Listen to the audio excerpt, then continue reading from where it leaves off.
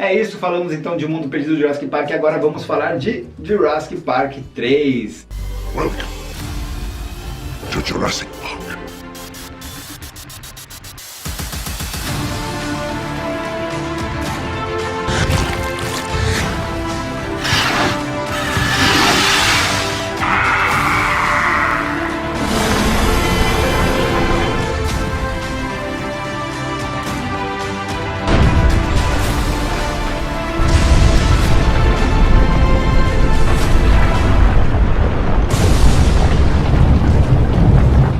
Esse filme já não foi dirigido pelo Steven Spielberg, a gente não tem Steven Spielberg, não tem uma história baseada em um livro de Michael Crichton e também não tem a trilha sonora de John Williams. E aí, será que funciona? Bom, vamos lá. Quem dirigiu foi o Joe Johnston. Joe Johnston foi o cara que fez O Céu de Outubro, um filme que eu adoro, eu indico pra você se você não assistiu.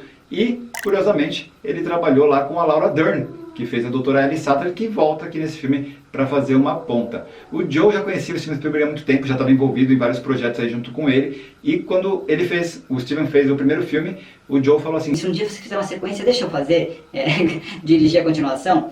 O Steven falou: Olha, a gente vai fazer uma sequência, mas provavelmente eu que vou dirigir. Mas se a gente for fazer um terceiro capítulo, tá nas suas mãos. E cumpriu a promessa, tá aí o Joe dirigindo Jurassic Park 3. O Steven Spielberg acabou sendo o produtor executivo, assim como ele é até os filmes mais recentes de Jurassic World, e o John Williams naquele momento não podia compor a trilha desse filme, porque ele estava trabalhando justamente com o Steven em inteligência artificial, e aí ele indicou o Don Davis para ser responsável por essa trilha. Começa aqui um uso maior do CGI, a gente percebe que tem mais efeitos computadorizados do que animatrônicos, mas eles usaram muito animatrônico aqui também.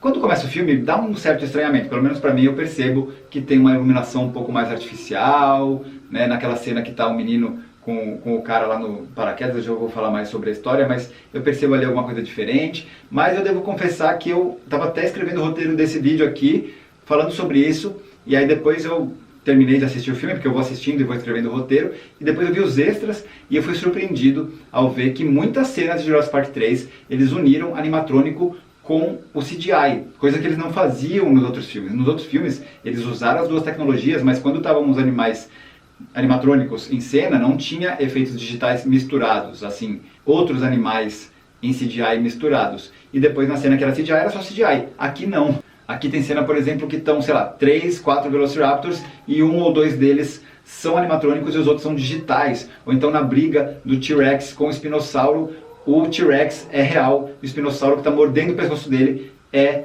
computação gráfica. E aí eu vi que eles fizeram um bom trabalho, porque eu realmente fui enganado, porque não dá para perceber qual é qual. Quando eu assisti o filme, tem cenas óbvias, que é computação gráfica, que o bicho está correndo lá, você sabe que não é um animatrônico, mas tem outras que eu vi nos extras, né, nos bastidores, que estava misturado e eu não percebi. E eles mesmos, assim, as pessoas que fizeram, o diretor, fala que depois assistindo, eles mesmos não sabiam diferenciar muito o que era e o que não era. Inclusive isso acontece também nos cenários. Eles filmaram parte desse filme no Havaí e construíram uma floresta gigante no estúdio da Universal também, e depois eles misturam as cenas e eles falam assim que tem cena que eles ficam na dúvida se foi filmado no Havaí ou se foi lá, porque ficou um trabalho muito bem feito, tudo muito padronizado, você nem percebe direito quando é dinossauro falso, quando que não é, quando que a floresta é um cenário, quando é real. É muito curioso isso. Aqui nesse filme também os dinossauros começam a ganhar mais cores. Eu não gosto muito disso, independente de como eles eram na vida real, sei lá, podiam ser coloridos, mas eu gostava muito do aspecto meio cinzento do T-Rex e do aspecto mais marrom ou no máximo alaranjado do Velociraptor. Aqui eles começam a ganhar algumas cores, assim, o Velociraptor já é mais azulado, tem outros dinossauros meio malhados com amarelo, ou então com o rosto mais vermelho. Isso me passa uma ideia um pouco artificial ou irreal, mas assim, é gosto pessoal, que nem eu falei. Eu já li que os dinossauros tinham cores diferentes e tal, então assim, é uma coisa mais do acostumei com aquilo ali, e a cara deles era aquela, e aí eu fico meio alheio às mudanças, então eu fiquei um pouco meio achando estranho. Me fala aí nos comentários também se você gosta dos dinossauros mais coloridos ou com aquele tom mais marrom, mais terra, mais acinzentado dos outros filmes. E dali pra frente a gente sabe que no Jurassic World também os dinossauros já tem a Blue, né, então já tem essa coloração mais colorida. Então já tem essa coloração mais colorida, tá certo, né? A coloração pode ser mais colorida, ou pode ser uma coloração mais... menos colorida, né? Existem cores de todos os jeitos, tá certo falar isso, né? Bom, você entendeu. E aqui também a gente começa a ter cenas mais diurnas, e a gente sabe que uma cena noturna com chuva esconde algumas coisas ali mais difíceis de recriar digitalmente. Então aqui foi legal que eles foram corajosos e mostraram os bichos assim com uma claridade maior, digamos assim. Então agora vamos pro enredo, né? Jurassic Park 3 então começa com uma criança e um adulto fazendo tipo um parasail em inglês, eu não sei o nome em português, como se fosse aquele paraquedas preso numa lancha, sabe? E eles estão ao redor da Ilha Sorna, inclusive o guia que está com eles, no filme eu acho que não falou, mas depois vendo os bastidores eu vi algumas páginas do roteiro e algumas imagens, ele chama Henrique. Será que é o mesmo Henrique que estava sendo chamado ali na região da Ilha Sorna, lá no Mundo Perdido? Cara, pode ser uma referência, né? Achei curioso. Aí o que acontece? A região ali é meio perigosa, né? Como a gente já sabe, e o pessoal que está nessa lancha desaparece, foi atacado por algum dinossauro ali, e aí esses dois que estão no paraquedas acabam se soltando para evitar um acidente maior e caem na Ilha Sorna. Corta para outra cena, a gente vê Alan Grant encontrando a doutora Ellie Sattler. Na verdade, eles estão ali no jardim da sua casa, com algumas crianças. Você fala que é legal, eles ficaram juntos e têm filhos. Mas não, ela está casada com outro cara e o Alan está só visitando. Pois é, mesmo assim, é muito legal ver os dois juntos. A participação da Ellie aqui é pequena, é que nem foi a do John Hammond e das crianças lá no Mundo Perdido, mas é muito gostoso ver os dois juntos, colocando o papo em dia. Cara, é muito legal. E isso é bacana, porque esses dois filmes têm várias referências e essas ligações com os personagens. Porque lá no Mundo Perdido o Ian Malcolm era o principal, e aqui a gente vai ter como protagonista o Alan Grant. E eu fiquei pensando, pô, naquele momento a gente falou, ah, que pena, os outros não voltaram, não vão participar mais, tal. Mas olhando pra trás, hoje eu acho legal ter um filme focado em um, outro focado em outro. Porque se todos tivessem voltado pro segundo, e depois voltado pro terceiro, fica aquela coisa que parece até meio irreal. Pô, de novo, eles estão no meio da confusão. Pô, mesma galera, né? Sei lá, podia soar um pouco forçado. E agora, no novo filme, a gente sabe que eles vão voltar, mas aí já é uma questão, né, mundial, o mundo todo tá envolvido aí com essa questão dos dinossauros, então todo mundo vai estar envolvido mesmo. Mas se fossem coisas separadas, né, como que... Porque toda hora você tem que atrair alguém para a ilha. Vai, o Mundo Perdido tem que atrair o Ian para Ilha Sorna. E aqui nesse filme, eu já vou falar sobre o resto do enredo, o Alan é atraído de novo para a ilha também. Então assim, toda hora você vai ficar tendo que forçar os personagens a ir de encontro onde estão os dinossauros quarentenados ali. Não, né? Acho que ficaria artificial. Então assim, do jeito que fizeram, um voltou por um motivo, outro voltou por outro, não precisou unir todo mundo de uma vez só, e agora é até legal que o impacto da união dos três protagonistas vai ser muito maior em Jurassic World Domínio. Então acho que tudo aconteceu da melhor maneira, digamos assim. O Alan continua nesse filme estudando dinossauros, ele dá palestra, dá aula para estudantes, mas a carreira dele está meio que em declínio, sabe? As pessoas não querem saber dos dinossauros mais, eles querem saber do que aconteceu lá no Jurassic Park e até do que aconteceu em San Diego, que ele não estava presente. Então tem até uma referência ao segundo filme aqui nesse filme, e tem referência também ao livro do Ian Malcolm, lá pra frente eles falam do livro dele e tal, então é legal, que nem eu falei, essa ligação de um filme com o outro. Mas o Alan continua defendendo para as pessoas que é importante sim ainda escavar os ossos, os fósseis dos dinossauros, porque a verdadeira história está lá. Os dinossauros que foram criados pelo John Hammond são geneticamente modificados, eles são praticamente monstros criados para uma questão turística. Então ele continua defendendo ali a paleontologia e a importância disso para descobrir realmente como que era a vida lá atrás.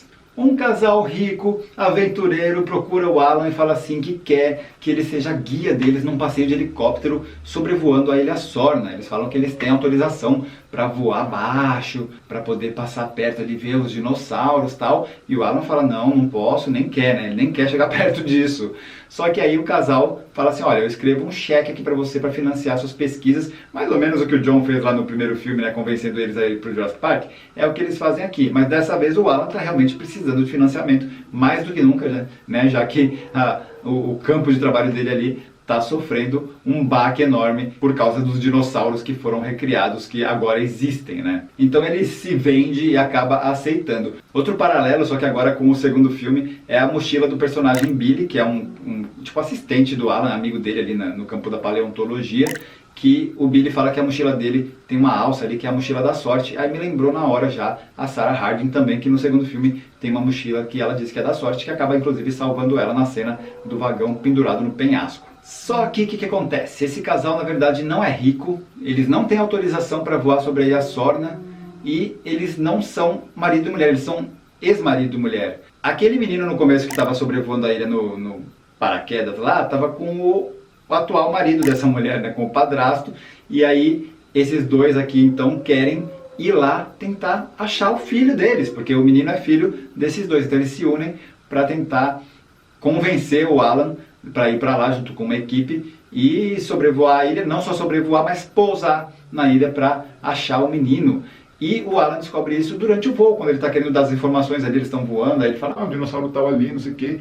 E aí ele vê que o pessoal está assim, não, dá a volta na ilha, não, vou pousar aqui. Isso aqui é pousar? E é ali que ele percebe que tem alguma coisa errada. O casal explica para o Alan que foi a única solução que eles acharam, porque o governo não mandou busca para lá, não quis autorizar, porque como era tudo muito perigoso, aí eles não sabiam o que fazer, e aí chamaram o Alan porque ele já tinha estado na ilha. Mas ele fala, eu nunca estive nessa ilha. Aí eles falam, Mas você escreveu um livro. ele fala, não, mas foi a Ilha Nublar, não foi a Ilha Sorna, nunca estive aqui.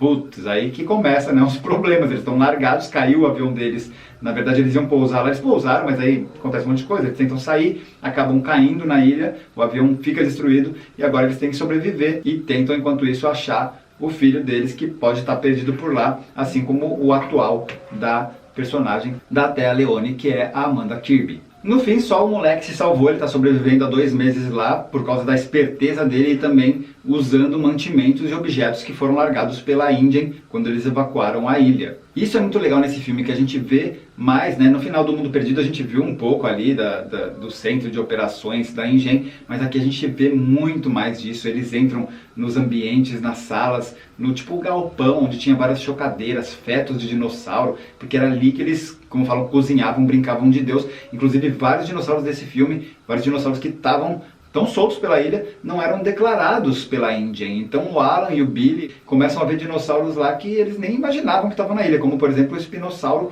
e o pteranodonte. Então tinha muito segredo da Ingen acontecendo ali, sabe? Muita coisa por baixo do pano, nunca declarada, e isso faz com que os personagens não saibam que perigos eles podem encontrar nesse ambiente. Falando nos pteranodontes, eles aparecem bastante aqui nesse filme, tem uma sequência que eu acho muito legal. A ambientação que eles criaram, eles construíram também, tipo um canyon, assim, sabe? Eles usaram CGI com grandes cenários, com animatrônicos. Inclusive eles fizeram um animatrônico do pteranodonte, é difícil falar isso, que era, sabe aqueles animatrônicos meio puppet, meio boneco que a pessoa veste, só que eles viram que o ator não ia dar conta, não ia ficar uma movimentação que parecesse real e era muito pesado, eles acabaram optando por fazer tudo em CGI, então esse pteranodonte não foi usado, esse animatrônico. Outra sequência muito legal que eu gosto desse filme é a sequência do espinossauro, que eles estão num barco ali mais pro final, tal, que ficou muito bem feita. E nesse caso o espinossauro tinha um animatrônico também grandão, inclusive muito maior do que o tiranossauro, era muito mais pesado. E aqui nesse caso eles já tinham aprendido com o que aconteceu nos outros filmes e fizeram o espinossauro com material que não fosse absorver a água da chuva, então não ia fazer o bicho ficar pesado, nem tem, sei lá, com risco de dar um curto-circuito. Eles já precaveram tudo isso porque nessa cena o bicho está literalmente dentro da água. O som do espinossauro nesse filme é uma mistura do rugido de um leão, o som de um crocodilo e um bebê urso chorando. Aqui é selva de novo, é o mesmo lugar do segundo filme, mas o clima é outro, não é aquela coisa com muita gente, com grandes equipes, expedição. Aqui a gente vê um grupo menor tentando sobreviver, a gente vê tipo como se fossem civis, né? Pessoas comuns jogadas num ambiente selvagem. E a história de Jurassic Park 3 mudou poucas semanas antes de começarem a filmar. Na verdade ia mostrar várias famílias indo visitar as Ilhas Galápagos, e aí eles tiveram que fretar 2 aviões, e num avião iam os adultos e no outro as crianças, e o avião com as crianças ia acabar caindo na ilha. Mas aí eles acharam que essa história não estava muito legal, acabaram bolando essa nova, e aí eles viram que o novo roteiro estava melhor e ficaram mais satisfeitos, e foi esse que eles acabaram fazendo. E curiosamente eles já tinham construído vários dinossauros para aquela história, né, que ia ser, então eles tiveram que fazer esse roteiro incluindo o que eles já tinham produzido, mas no fim deu certo. Bom, é isso, foi muito legal rever essa trilogia original. O 3 eu não tinha visto muitas vezes, então nem lembrava de vários detalhes do filme, fui surpreendido várias vezes. Foi bem legal rever e ter esse gostinho de novidade, né, para fazer esse esquenta aí para os novos filmes. No próximo Esquenta Jurássico, então, a gente vai adentrar o mundo jurássico. Vamos para Jurassic World com a introdução de novos personagens e uma nova abordagem aí para a franquia. Espero que você tenha gostado. Se você curtiu, deixa eu curtir, compartilha com os amigos e se inscreve no canal se não tiver inscrito.